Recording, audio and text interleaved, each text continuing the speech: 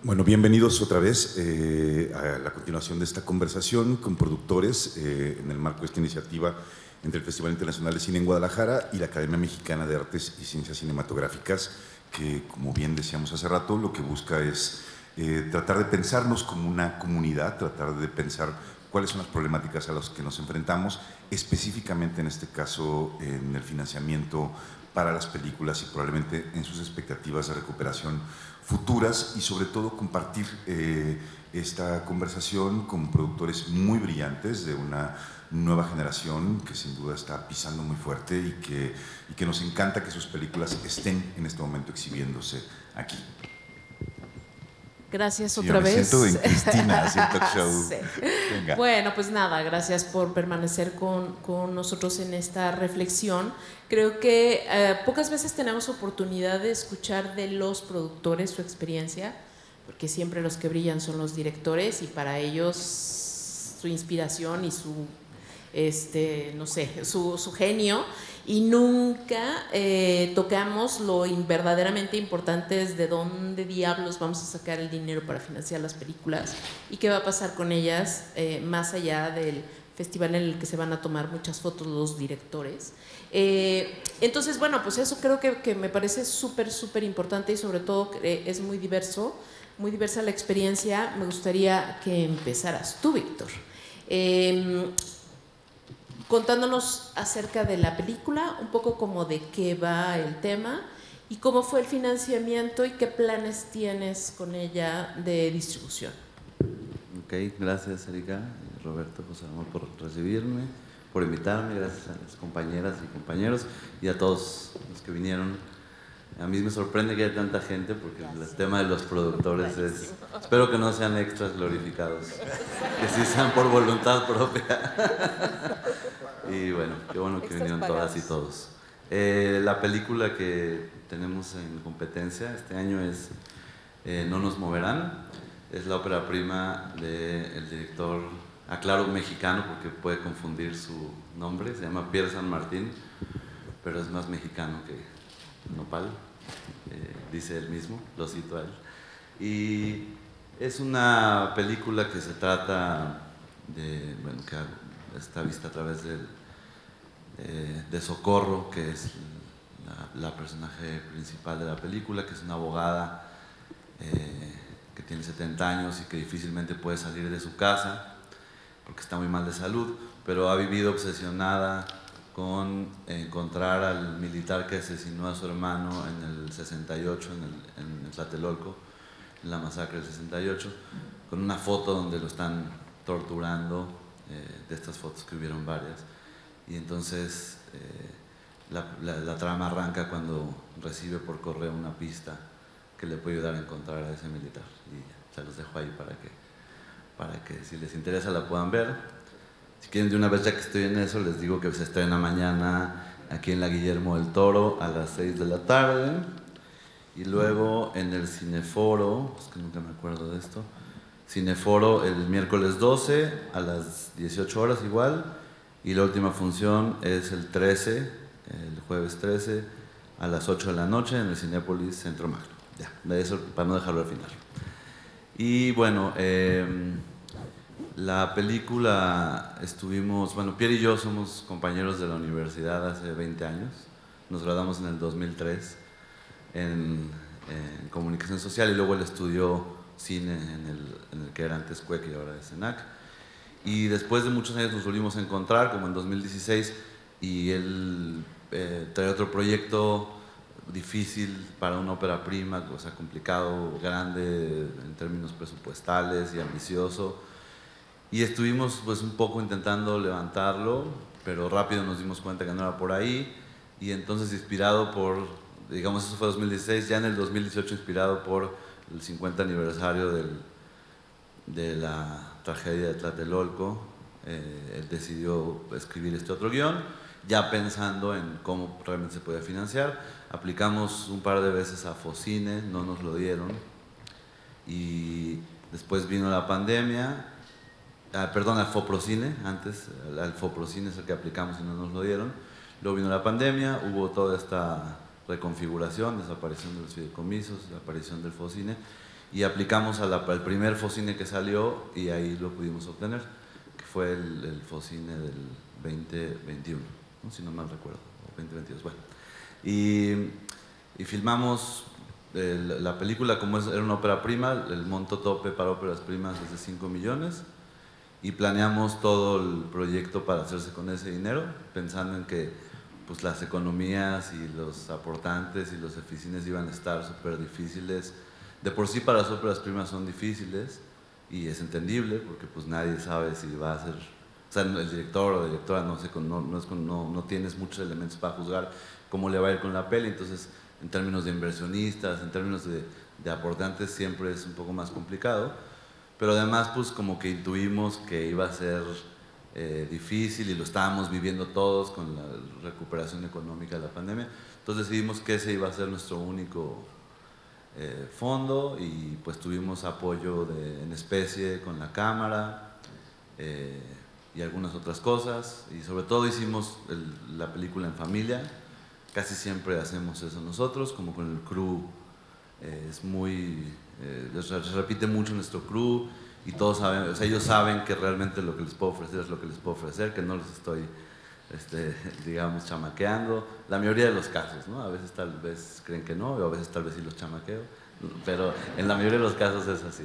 Y entonces, pues eso, nos hicimos rendir el dinero, y ya que habíamos terminado el rodaje, como siempre nos hacía falta dinero, y aplicamos al Procine, el Procine, que es el fondo que tiene la Ciudad de México, que ese fondo está, digamos, se nutre principalmente de los cobros de los permisos de filmación de la ciudad, que se genera una buena lana, y de ahí se destina una parte para hacer un fondo, y se apoyan algunos proyectos, sobre todo en postproducción. No hay para producción de largo, pero sí postproducción, y otorgan de 750,000 pesos como máximo, ¿no? Eso es lo que nos dieron, y entonces bueno, pues ese es el presupuesto líquido de la película con el que filmamos, que son 5 millones de Focine y 750,000 pesos de Procine, o sea, de fondos, de dinero, de soft money, ¿no? Como le dicen. Y básicamente creo que eso es todo, no sé si me falta algo. O sea, así se constituyó este proyecto. Te iba a preguntar, ¿cómo es la percepción? Digo, porque finalmente mucho de nuestra reflexión con el Focine tiene que ver con que es poco dinero, ¿no? ¿Cómo haces para que, independientemente de que sean tu familia, te quieran mucho, te tengan fe, para que el dinero te rinda? O sea, el proyecto está adecuado, hay muchos interiores, no sé, como que nos contaras eso. Sí, pues sí, o sea, el primer proyecto que queríamos hacer con Pierre para su ópera prima era un proyecto que sucedía en Baja California Sur, road trip, o sea, una actriz norteamericana, o sea, una cosa descabellada, ¿no? Totalmente. Y de ahí fue como, no, a ver, regresemos 70 pasos, y es como, claro, sucede 60% de la película en un departamento de Tlatelolco. Gracias a la vida que Pierre es un director que, a pesar de que no había hecho largo, tiene mucha experiencia, y pudo darse cuenta que ese era un gran reto de no aburrir a través de hacer una peli encerrado. Entonces hizo mucho trabajo de arte que o sea, por ejemplo, eso es lo de la familia, ¿no? Alizarín Ducolom, que es una reconocidísima diseñadora de producción, que pues cobra un dineral ya ahorita en sus proyectos, hizo esta peli, pues eso, pensando en apoyar también, y le gustó el guión, etc. Entonces ya hizo, pues eso, que el departamento se viera como si estuvieras en 8 diferentes locaciones, ¿no? Y que nunca estuvieras encerrado, esta sensación de estar encerrado. También eso, la búsqueda de las locaciones adecuadas. Y pues eso, también el fotógrafo, por ejemplo, César Gutiérrez Miranda, que también tiene muchísima experiencia, ha ganado aquí en este festival, lo han premiado por su fotografía, y pues él desde el principio dijo, perfecto, ¿no? O sea, le gustó el reto, ¿no? O sea, creo que tienes que tener al crew que le guste ese tipo de retos también, que les encuentre sentido, pues porque no se trata de hacer una apología a los presupuestos bajos, ya que todo el mundo pues no cobren o cobren poco, o sea, no, nunca haría esa apología. es muy duro para todos, pues, enfrentarnos a eso, a la precariedad y pues eso, y que el dinero alcanza cada vez menos, y la inflación, etcétera, pero pues es más bien, pues siento yo como una postura de resistencia, porque efectivamente pues el dinero es menos ahora que antes con los fideicomisos, y además, lo cual yo veo como algo positivo, está más repartido porque hay nuevos jugadores que antes no estaban tan presentes en los aprobados, ¿no? Los proyectos aprobados. O sea, digamos, yo sí he sentido que hay un esfuerzo descentralizador, un esfuerzo de inclusión, de hacer más diverso. Ese primer Focine que nosotros fuimos beneficiados, también fue beneficiada una película 100% hidrocálida, por ejemplo, que se llama Fugas y Erupciones, que es Verónica, es una directora muy, muy seria y que por primera vez se levantó un proyecto desde allá, ¿no? O sea, que se hizo todo allá totalmente, ¿no? Y también pues eso hace que los que estábamos ya antes, por así decirlo, y pues bueno, yo no tengo tanto, pero los que estaban más antes, pues creo que también se percibe la disminución que hubo de facto, así como el mordisco a la ley también que hubo, de eliminar todo un capítulo de la Ley Federal de Cinematografía, ¿no? Que no es un chiste. Sí existe, por supuesto, pero también creo que pues, en el tema de diversificar, pues sí, se vuelve más complicado para los chilangocentristas, como yo. Exacto. Oye, ¿y planes de distribución? Estamos en pláticas ya avanzadas, pero no quiero decir más porque todavía no se concreta. Yo, pues, o sea, en este tipo de películas, pues siempre aspiramos a tener un circuito cultural muy digno, o sea, digamos, desde el principio siempre fue una película que nunca se habló de que tuviera unas aspiraciones comerciales, por eso no tiene unos valores que, digamos, para el mundo comercial, como dice Roberto, que esta barrera pues, inasible en realidad, que es un invento, pues, pero pues nada, mi única experiencia por ejemplo, de vender, de que me compraran una plataforma, una película así súper padre, fue en 2018 que aquí nos premiaron con la mejor película y mejor directora, y después de eso, mágicamente, alguien se fijó en nosotros, ¿no? Entonces, pues nada, yo creo, la apuesta siempre fue a hacer un circuito de festivales fuerte, o sea, extenso me refiero, no fuerte como, creo que todos son fuertes, pero extenso, y que la película pueda pues, tratar de encontrar su lugar y su público a partir de los festivales, ¿no? O sea, siempre fue la apuesta. Y pues nada, estamos en eso. Todavía no tengo nada claro. Siempre contesto lo mismo porque mis pelis nunca tienen claro la distribución, hasta que ya faltan 5 para la distribución. Gracias. Me gustaría seguir con un ejemplo jalisciense de otro esquema, otra manera de levantar la película, y es un hermosísimo documental que ojalá puedan ver todos los demás, pero como lo vi, por eso se lo recomiendo. Y Moni es Mónica, para que le pongamos su hermosa diapositiva. Gracias. Bueno, sí, la película documental que yo tengo es la ópera prima de Manuel Acuña y mía también. Es El silencio de mis manos. Es un documental que narra la historia de Rosa y Sai, 2 chicas sordas que intentan llevar una relación a pesar de que hablan distintas lenguas de señas y que se enfrentan pues a todas las adversidades de una comunidad sorda y un montón de cosas más. Y bueno, justo como te contaba hace rato, como que nuestro proceso fue distinto, uno porque éramos recién graduados, teníamos experiencia en hacer nuestros propios cortometrajes y ahí estar nosotros mismos pues poniendo todos los recursos para hacerlo. Y bueno, el primer recurso que sacamos fue con Proyecta, pensando en un cortometraje que así me lo vendió el director. Y de repente, bueno, se multiplicó y ya era otra cosa. Me hizo mucho sentido lo que comentaba de que, bueno, de repente era un documental que se quería grabar en Estados Unidos y México, y entonces íbamos a seguir la historia de 10 personajes y un montón de cosas, y yo decía, pero el cortometraje y el dinero que teníamos pues no va a alcanzar para esto. Y bueno, después de platicar con Manuel y que siempre estamos produciendo juntos, la historia me movió, conocer a Rosa Isai me inspiró y dije, bueno, pues lo vamos a sacar, ¿no? Lo vamos a sacar a como de lugar. Inscribimos en plataforma Docs, tuvimos un taller con Odín, con Olivia y Fito, grandes asesores, y de ahí ganamos el premio de ir a presentar pues el proyecto a Docs MX, y de Docs MX ganamos el premio de irnos a pitchar a Tribeca. Todos estos premios eran en especie, nada en efectivo, entonces yo seguía con una película que no sabía cómo iba a grabar. Y pues con el fondo de Proyecta lo que hicimos fue, bueno, ¿qué se necesita para empezar a grabar? Una cámara. Entonces básicamente vimos cómo sacar los recursos también de trabajar nosotros y empezar a invertir en equipo.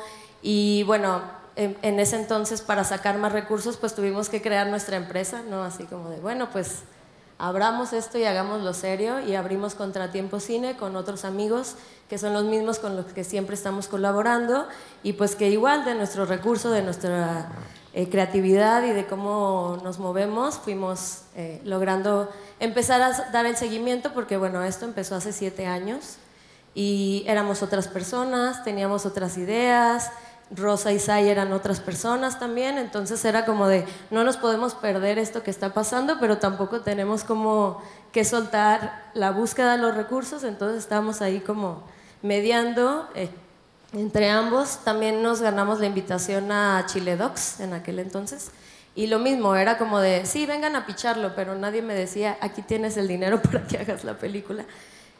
Por suerte en Tribeca pues nos fue muy bien, ganamos el Tribeca All Access, que ya ahorita no existe, muy tristemente, pero bueno, ese fue como el primer gran premio en efectivo que me cayó a la cuenta, y yo dije, por fin, podemos ir a grabar.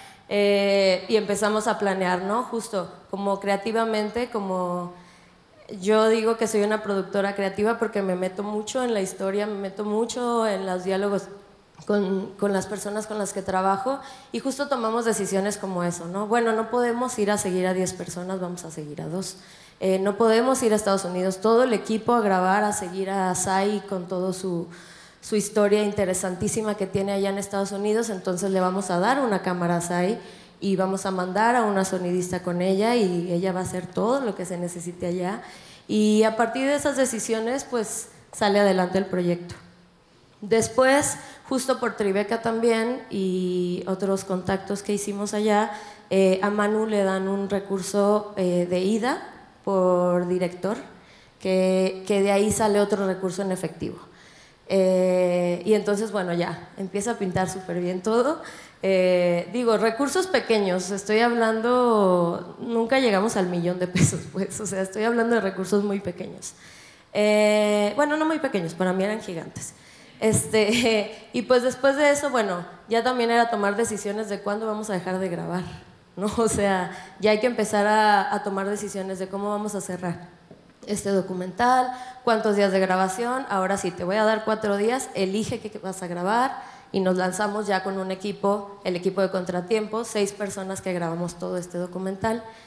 Y bueno, ya que teníamos el documental, que es completamente hablado en lengua de señas mexicanas, me faltó mencionar, pues teníamos un montón de material hablado en lengua de señas mexicanas. Nosotros pues conocíamos lo básico, pero habría que traducir todo y subtitularlo todo para poderlo pasar al editor. Entonces, bueno, el editor, aún sin conocer mucho de lengua de señas, empezó a limpiar el material, y después nuestra intérprete, nuestra queridísima Karina, que nos acompañó como intérprete en toda la película sin cobrarnos un peso, se lo debo. Ella interpretó todo el material de 7 años. Fueron 5 meses arduos de estar ella mandándonos los audios por WhatsApp de lo que estaba viendo en la pantalla, y entonces después Humberto lo pegaba, y entonces, bueno, fue toda una locura de tener el material para entonces después ahora sí empezar con qué vamos a contar en esta película. Para ese entonces Rosa y Sai ya eran completamente distintas. Tuvimos que grabar un poquito más para poder completar. Se hicieron como 300 cortes finales, hasta que pudimos por fin tener como algo, una ruta perfecta de qué queríamos contar, y entonces aplicamos a Cefilma, el fondo, y ese fondo funcionó para toda la postproducción, para ahora la distribución. Fue un fondo de 900,000 pesos que nos apoyó, que yo no sabía qué hacer con tanto dinero. Para mí era como de wow, wow. Y entonces, bueno, con ese fondo logramos también, con el apoyo de Bruja Azul, financiar toda esta parte de la postproducción, que es carísima, y que aparte pues ya por fin le pude pagar a Karina y decirle muchas gracias por haber hecho esto. Y pues estamos muy contentos con el resultado. Sí aplicamos a todos estos fondos que han mencionado, sí lo hicimos. Nadie nos lo dio porque, bueno, éramos recién graduados, aplicamos una vez y luego dijimos, bueno, vamos a volver a aplicar ya ahora que tenemos más experiencia, y tampoco nos lo dieron. Entonces, bueno, yo no me iba a desilusionar por eso.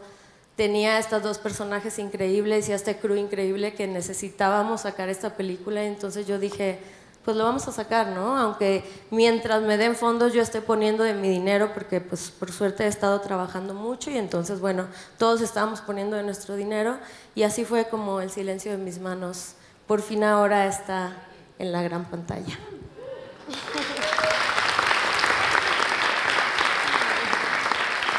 Mónica, ¿cuánto tiempo pasó del desarrollo a el día de hoy que están Fueron estrenando? 7 años. 7 años. Sí, okay. 7 años. A mí me llama mucho la atención como este camino, digamos, de pichar en distintos espacios nacionales e internacionales, que es un camino del que poco se habla, pero es un camino al que como productores nos enfrentamos de manera muy cotidiana, pues, ¿no? Digo, a la importancia justamente de tener un buen pitching y algo interesante o importante o relevante que contar, ¿no? Que en este caso me parece que todo este camino me parece súper tortuoso, o sea, de lo que me gané es poder pichar en otro lado, ¿no? O sea, y luego en otro lado, ¿qué clase de premio es ese? Pero igual está interesante porque al final lograste el All Access, que no sabemos qué es, pero suena fantástico, ¿no?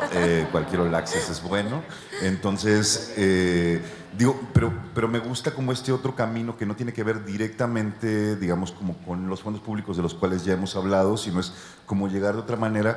Y no temer a la apuesta de decir, pongo mi dinero, o sea, trabajo en otra cosa y luego pongo dinero para que esta película sea posible, que es algo que pasa mucho con las óperas primas, la verdad. O sea, digo, Víctor lo contaba un poco hace un ratito como en esta cosa de no precarizar más el trabajo, que de por sí nuestro trabajo muchas veces es muy precario en determinados esquemas de producción, o sea, pero también creo que hay películas que necesitan, o sea, un impulso que tiene que ver con nuestra propia tripa, porque de ahí viene la película, ¿no? Entonces, digo, creo que eso me parece como súper loable y súper interesante, y me identifico mucho, además, con esa historia, la verdad. Solo, la ausencia de recursos, mi pregunta iba más hacia allá, ¿la ausencia de recursos modifica, digamos, lo que quieres contar o no?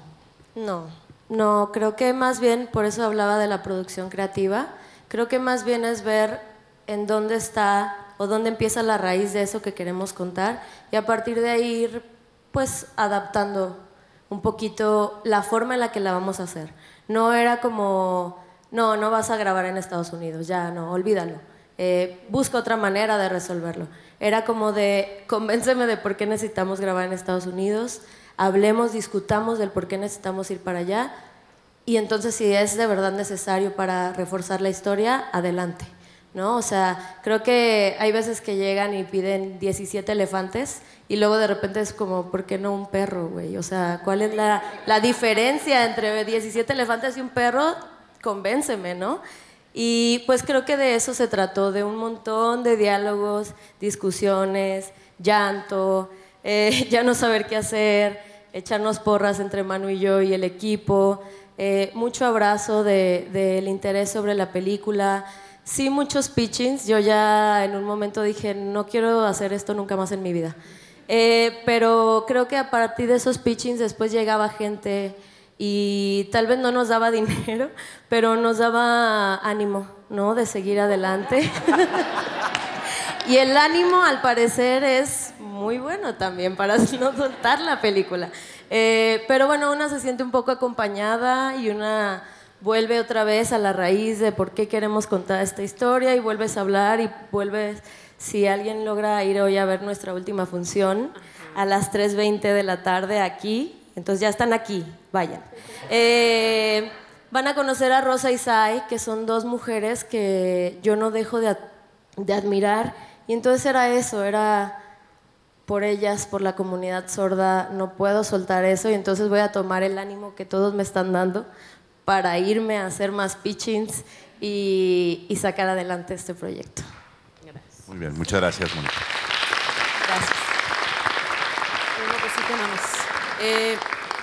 Te quería preguntar, habiendo visto la película y entendiendo lo importantísimo que es el diseño sonoro, también tendemos a centralizar el diseño en Ciudad de México. ¿Cómo fue la experiencia aquí? No extrañé Ciudad de México, nunca he hecho nada en Ciudad de México.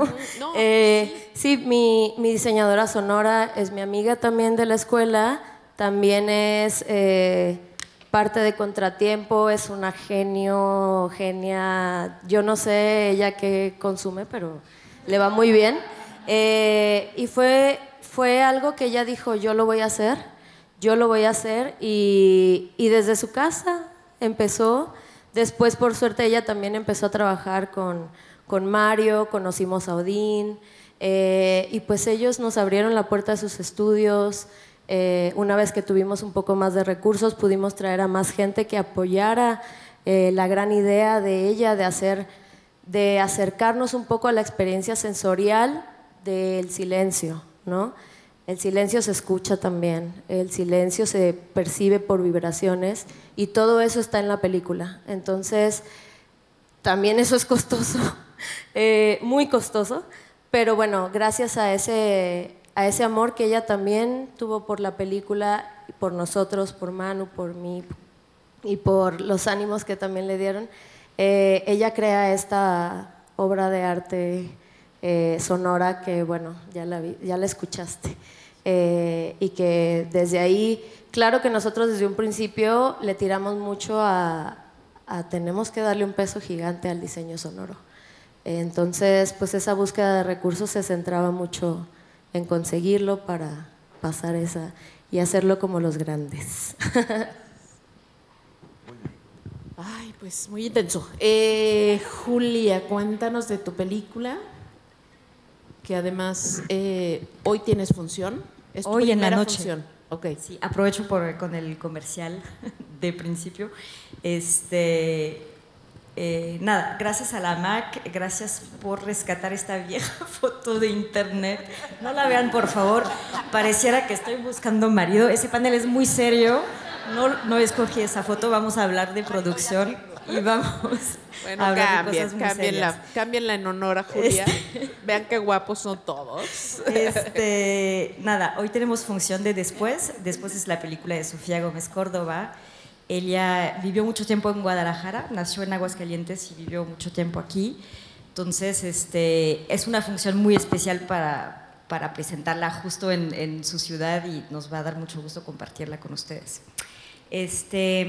Bueno, este proyecto llegó a mí porque Sofía estaba escribiendo junto con Omar Cano y Eduardo Esquivel, también de Guadalajara, la película de La Eterna Adolescente. Ella lo escribía con ellos, estoy produciendo también esta película y bueno, me propuso subirme al barco para producir Después. Eso fue en plena pandemia y Sofía y yo nos conocimos después de 3 años de desarrollo. Entonces, todo el desarrollo de la película se hizo por Zoom, ella estaba en Alemania y después de 3 años, cuando ya empezamos a hacer el scouting, nos vimos por primera vez y fue como un primer paso específico de esa película, que fue como todo virtual en un principio. Ya es una película totalmente pandemia. ¿Cómo se hizo? ¿Qué cuenta Después? Un poco es la historia de Carmen, que tuvo un hijo muy joven, con quien desarrolla una relación de mamá-hijo-amistad. y su hijo se muere en lo que pareciera ser o un suicidio o un accidente, no sabemos. Y en su duelo, Carmen intenta entender por qué se murió su hijo y quién era realmente su hijo, que al final es una persona muy diferente al que ella pensaba conocer. Y en esa encuesta que hace, finalmente se acaba descubriendo que su hijo era muy diferente y sobre todo se acaba descubriendo a ella misma, ¿no? Entonces, bueno, no les digo más, si pueden verla hoy o el miércoles o el viernes, donde nos acompañará la protagonista, que es Ludwika Paleta. Entonces, ese proyecto, voy a ir a lo muy técnico para que sepan un poco cuáles son las entrañas del lado de producción y cómo se monta un proyecto así. Empezamos muy bien, todo iba muy bien, que cuando todo va bien en la producción independiente es que algo va a salir mal en algún momento. Entonces, bueno, voy a empezar por lo que empezó bien, que es que empezamos a pedir Fidecine en 2020, nos los dieron. Luego pedimos COFIEC, pues la película se filmó aquí, todo el crew es de aquí, menos yo. Entonces es sumamente de Guadalajara esa película. Pedimos COFIEC, nos los dieron, increíble. Y luego acabamos por Eficine, que es el fondo que se pide al final, porque tienes que tener tu esquema financiero cerrado. Entonces, bueno, pedimos Eficine y nos los dan. Entonces dijimos, genial, con eso armamos la película. Ludwika está desde el principio con esa película, es una película también muy personal para ella, se adaptó increíblemente a todas las condiciones, fue súper profesional. Entonces, bueno, teníamos todo hasta que instigan Fidecine y el IMCINE nos dice, bueno, de todas formas te vamos a dar ese dinero, pero lo vamos a pasar a través de Focine. Entonces bajamos a las reglas de Focine y un poco ahí justo vimos la otra cara de ese cambio de fondo, que es que justo con Fidecine había una forma, podías gestionar el dinero como tú querías a lo largo de varios años, y con Focine ya nos dicen, bueno, pues te lo vamos a dar y lo vas a tener que ejercer luego, ¿no? Luego retomaremos un poco esa especificidad, pero bueno, fue un tema tener ese dinero, tuvimos que presionar mucho en cine, nos dieron ese dinero poco antes del rodaje y tuvimos que ejercerlo en un mes y auditarlo en un mes. Entonces fue complicadísimo esa parte y es algo que estamos defendiendo justo como productores, regresar a fondos que se pueden ejercer a través de varios años, que sean multianual, para evitar pasar por eso, ¿no? Entonces, bueno, eso fue una primera complicación, pero todo salió muy bien. Y luego con Eficine tuvimos el caso de que el contribuyente ya nos dejó un poco plantado. Entonces teníamos todo muy bien cerrado y al final, bueno, se va el contribuyente, nos dice que al final no va a participar, que es una cosa que pueden hacer.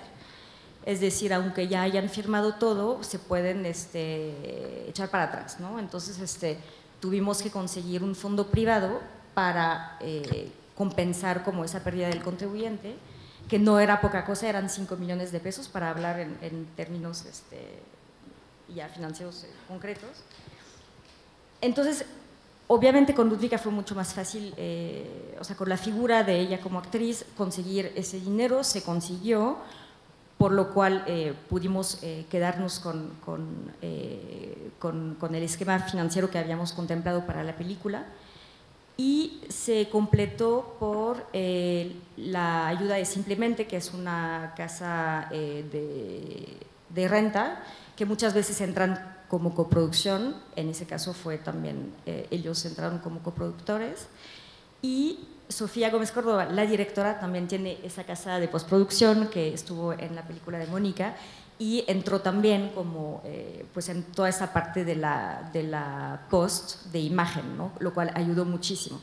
Entonces, bueno, así se logró completar y creo que vimos un poco a través de Focine cuáles son las cosas que pueden funcionar en los fondos, cuáles son las cosas que empiezan a crear problemas.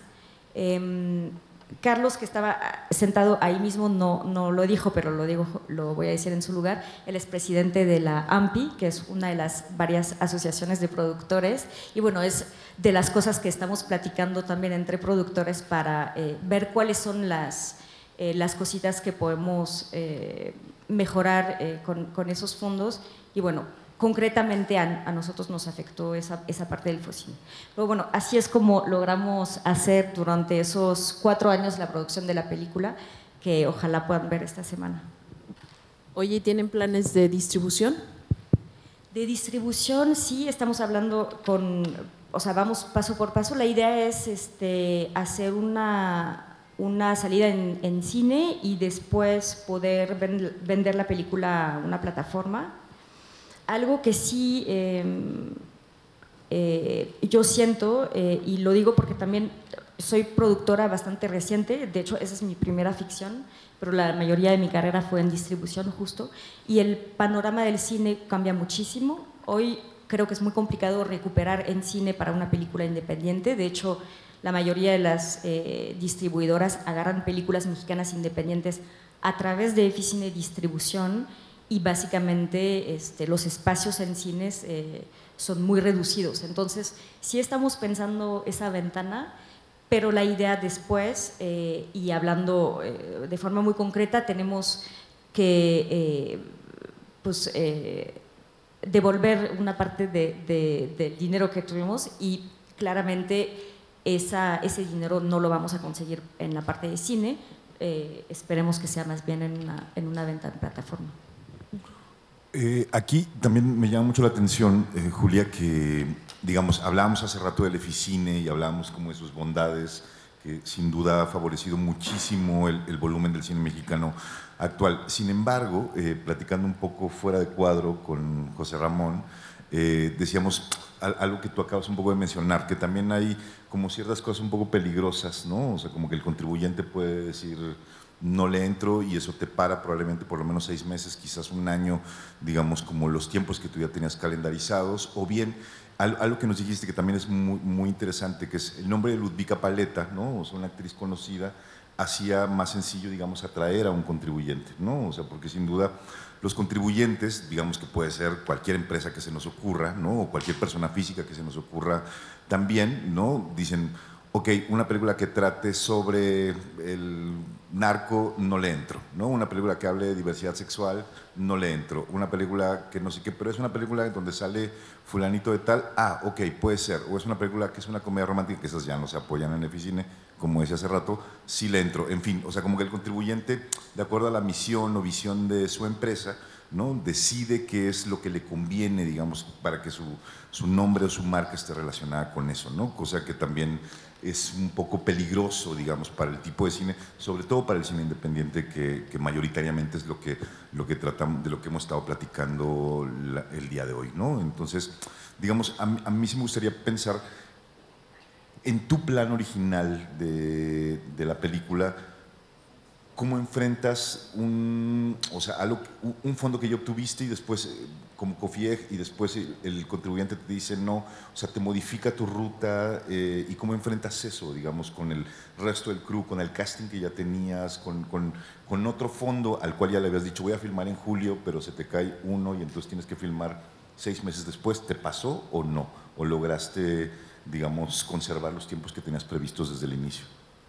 Sí, o sea, la verdad es que ahí agradezco la necedad de la directora que pues empujó a que al final filmáramos en los tiempos que habíamos decidido filmar, y ese empujón pues yo lo repercuté con los demás, y con IMCINE, y con buscando un inversionista, y entonces salieron las cosas. Pero claro que el nombre de Ludvika o sea, ayudó, y sí, o sea, nos permitió como recuperar lo que pasó en Eficine. Y sí, nada más para explicar un poco lo de Eficine de forma un poco más técnica, sí es algo que creo que debería de cambiar. ¿Por qué? Porque lo que nos pasó es que teníamos 2 contribuyentes para Eficine. Entonces, el primero sí nos dio el dinero, que era una muy pequeña parte, y el otro no nos lo dio, pero aparte nos avisó o sea, mucho después, es decir, en el momento que era la fecha límite y para ya depositar, se echaron para atrás. Entonces, la otra parte del dinero ya la teníamos gastada, lo cual quiere decir que en las reglas de Eficine teníamos que cumplir con las reglas y entregar una película en los tiempos dados cuando no teníamos el contribuyente que sí se supone iba a estar. Entonces, nosotros estábamos comprometidos en entregar algo o obligados cuando ellos no. Entonces eso fue un poco por suerte se arregló, pero creo que es algo bien importante que podríamos intentar cambiar para evitar como este tipo de situaciones. Y eso, al final se filmó cuando se tenía que filmar y se pudo solventar eso. Buenísimo. Bien, José Ramón. Sí. Bueno, como ven, esta epopeya de hacer películas es una cosa realmente muy, muy complicada en términos creativos y en términos empresariales también, pero hay 240 películas mexicanas hechas. Es decir, es una necesidad y es una pasión y obviamente también es una actividad importantísima en términos industriales y en términos culturales. Tenemos un problema porque, claro, generamos un patrimonio y ese patrimonio pues luego tiene que tener un rendimiento digamos, empresarial, digamos, un rendimiento económico, pero luego también, que es lo que más nos importa a nosotros en el cine, tiene que tener un rendimiento cultural, ¿no? Porque el cine finalmente es algo que genera cultura, la cultura que tenemos todos en común, de una manera muy directa y muy rápida, ¿no? Entonces, ahora lo que está clarísimo es que tenemos que seguir con esta conversación.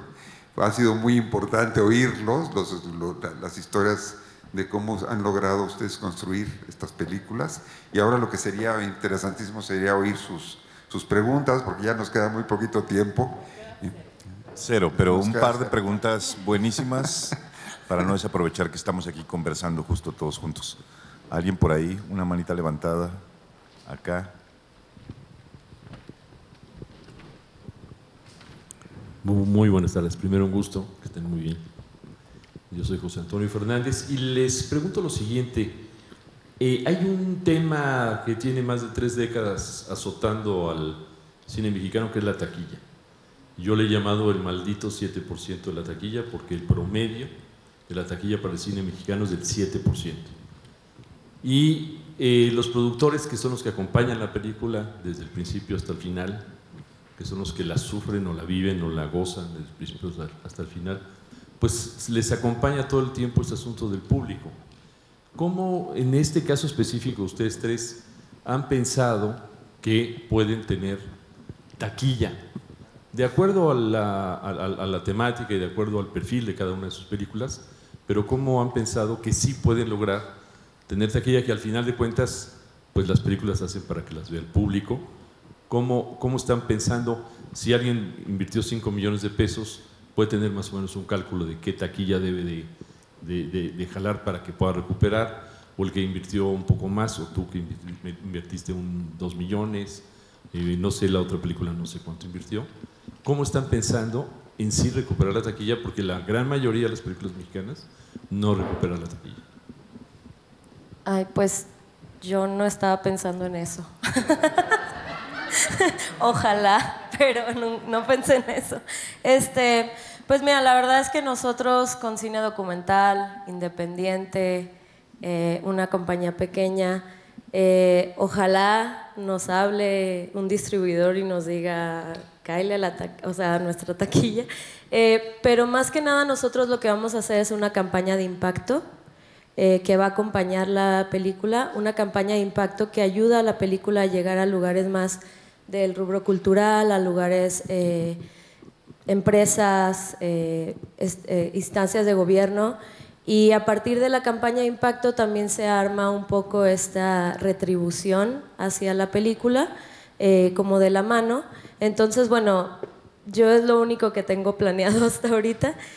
Todavía estamos justo como en esa etapa de ventas y todo ese show que voy conociendo, pero creo que más que nada yo más bien pienso en que se vea la película ahorita y después ojalá que sí pase eso que mencionas. Por acá, chicos. Julia. Ya había respondido. Julia ya había respondido. Bueno, respecto hacia la visión histórica de los 30 años, de los últimos 30 años, yo creo que, pues desgraciadamente el cine, o sea, la exhibición no ha sido protegida como industria, o sea, como parte de una industria productiva del país. En muchísimos países hay medidas de que protegen la exhibición, y pues en todas las industrias productivas hay, ¿no? Si no hubiera aranceles para el maíz, para esto, pues seríamos avasallados por las grandes producciones que se pueden tener en países vecinos, pues en Estados Unidos principalmente, que pues con avances tecnológicos, etcétera, pues pueden producir el triple de maíz en 1 hectárea, o sea, cosas así. Y en el cine es un poco igual, o sea, yo creo que es un tema que no se habló en este sexenio, según yo no se habló nada. Se habló en la campaña, antes del sexenio, se prometió que se iba a retomar el tema de proteger la exhibición para que no fuera totalmente avasallada por los estudios pues, norteamericanos.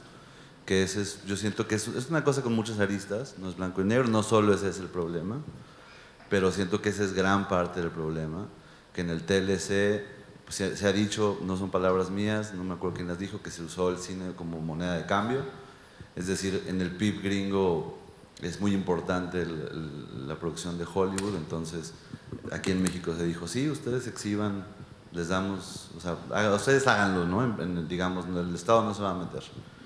Y yo creo que pues las cifras hablan en el sentido de que en la producción sí hay sí hay fomento y por eso se producen tantas, y en la distribución ha avanzado mucho y por eso ya se pueden distribuir algunas, pero pues si llegan a chocar con donde no hay donde exhibirse, pues es donde falla. Entonces pues sí, yo creo que esa es parte, ¿no? Sin decir que no tenemos ninguna culpa los productores, y sí, hay cosas que luego ni nos preguntamos, ¿no? Vamos a hacer una película y pues bueno, o sea, también es que, perdón, ya me extendí mucho, bueno, rápidamente, pues que mundialmente también, pues siempre, bueno, no sé, existe esta lucha, no sé si mundialmente, pero sí pasa esto de que el cine como entretenimiento versus el cine como cultura versus, pues es un fenómeno cultural y que no todo el cine está hecho, puede estar hecho para entretenimiento, y que pues la visión pues del imperio, la verdad, ha sido pues que el cine es una herramienta de entretenimiento, ¿no? Y que vende muchas otras cosas alrededor y que genera un consumo de productos, ¿no? De merchandising, de palomitas, de miles de cosas. Y es difícil pues, resistir frente a eso, ¿no? Y hay quienes no nos salen. Yo quisiera poder hacer películas que dejaran una gran taquilla, pero la verdad es que lo he intentado.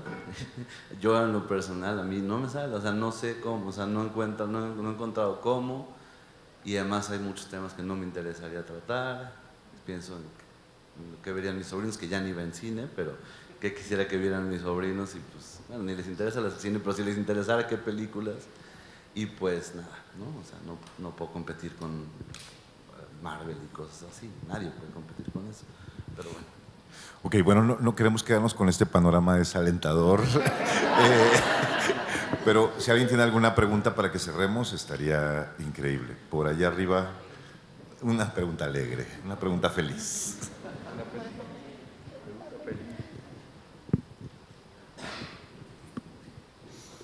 Hola, mi nombre es Omar, estudio cine en la Universidad Cinema. Quiero preguntar, ¿cómo se siente comunicarse con personas sordas, trabajar con ellas, tanto en el ámbito de producción como en general? Perdón, igual Omar es estudiante de cine, es el primer estudiante de cinematografía sordo en Latinoamérica. Gracias. Pues, bueno, ¿me interpretas? Sí, claro. Gracias. Pues fue trabajar con personas. En realidad, la gran diferencia era que yo tenía que aprender a comunicarme con ellas, y nosotros como equipo comunicarnos con ellas. Ellas están muy acostumbradas a que nosotros no nos podamos comunicar. Entonces, bueno, en cuestión de producción, pues fuimos aprendiendo, fuimos acercándonos a la comunidad nos abrió las puertas y eso también, como lo decía, pues nos daba bracitos para poder seguir trabajando en conjunto con la comunidad sorda. Y pues estoy muy contenta de escuchar que eres el primer cinematógrafo sordo. Felicidades y pues luego trabajamos juntos. Pues muchísimas gracias a todos por estar hoy aquí. La verdad es que creo que fue buenísimo abrir esta conversación, abrirla desde otro lugar que es un lugar absolutamente creativo como es la producción, pero es una creatividad completamente distinta a la de otros miembros de un equipo de producción que hace una película. Así que pues nuestro más sentido agradecimiento a ustedes y por supuesto a Víctor, a Julia, a Mónica por estar aquí, compartirnos sus experiencias, y hace ratito por supuesto a Paola, a Carlos, a Juan Pablo, que también creo que nos enriquecieron muchísimo, digo, a nosotros un poco veteranos también, y espero que también a ustedes, José Ramón, Erika, muchas gracias. Gracias al festival, gracias a la Academia Mexicana de Artes y Ciencias Cinematográficas, que como decíamos, lo que queremos es sumar voces y es escucharnos todos y poder compartir justamente nuestras experiencias, y esto ha sido un foro magnífico para hacerlo. Muchas gracias. Gracias.